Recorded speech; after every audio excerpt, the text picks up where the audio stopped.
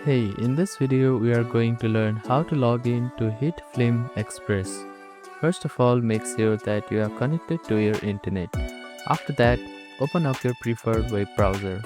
On the URL bar, type in artlist.io and click on enter. After that, click on sign in button, which is at the top right corner of your screen. Here, you need to type in your email address, and on this field you need to type in your password.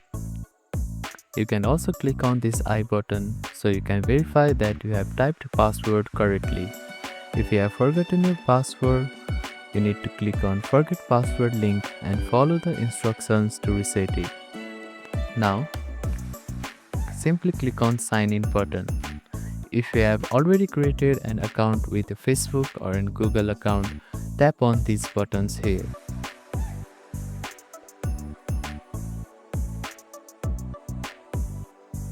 As you can see that I have been logged in to my account.